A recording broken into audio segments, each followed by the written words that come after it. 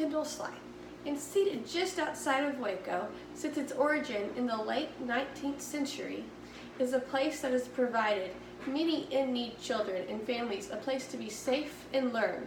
It is the Methodist Children's Home. As Amanda Sawyer mentions in her article titled Methodist Children's Home on Waco's History website, typically, when we think of the foster care system, we envision a couple of foster parents that have graciously care for the children when they're in the middle of a crisis situation, like death, divorce, or even abuse. The Methodist Children's Home is different in how they meet the children's needs while they're in crisis. Sawyer additionally mentions that the founder, Joseph S. Key, of the Methodist Children's Home created it as an orphanage when they saw a need to be met in the 1890s.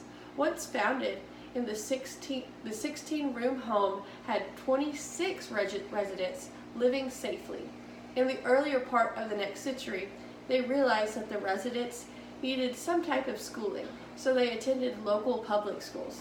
She also mentions as the century progressed, society was faced with new obstacles like divorce and the rise of mental illness, that the main goal of the home eventually evolved to family rehabilitation. Now is where we're able to step in and offer a helping hand to these children and family in crisis. There is an ever-growing need for more space and donations to keep improving the children's and families' lives. As Brittany Becker mentions in her article titled Methodist Children's Home on Waco's magazine site, the home has grown from being as established as an orphanage to having two separate facilities, with one located inside of Waco and one located in a nearby town on the outskirts called the Methodist Boys Ranch, where young men are mentored and cared for in a nurturing environment. The goal is always to keep siblings together, but range in age typically makes it difficult, considering it's easiest to keep children within the ages of 10 to 18. Since the Methodist Children's Home conception, it went from the original 26 children in 1893 to serving more than 17,000 over the course of more than a century. Not many local organizations can say that. At the time, it was an orphanage that has slowly evolved to more.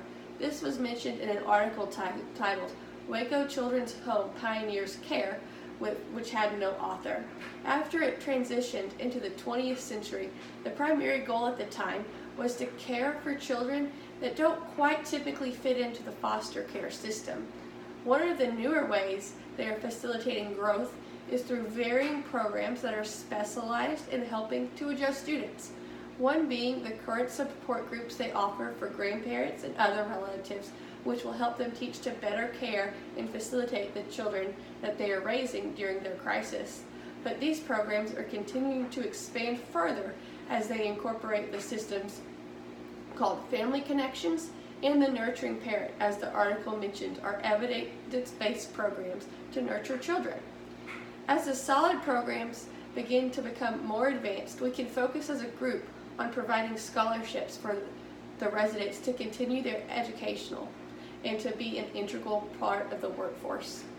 Methodist Children's Home is trying to increase its capacity by further implementing an in-home foster care service to complement the original and the Boys Ranch facilities to further restore healing. As it is additionally mentioned in the Waco Children's Home Pioneers Care, it is the goal of providing scholarships and financial assistance to children enrolled in the programs. Because the scholarships given each year, more and more graduating students for the Methodist Children's Home are able to envision the next step of their lives and to make a name for themselves, which is crucial to leaving the crisis and abuse behind.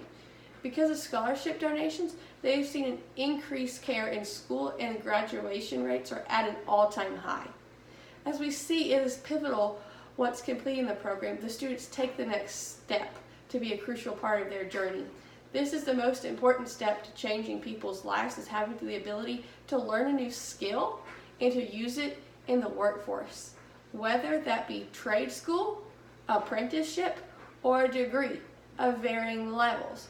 All of these programs offer great opportunities for young ladies and young men to succeed as they transition into adulthood. Thank you so much.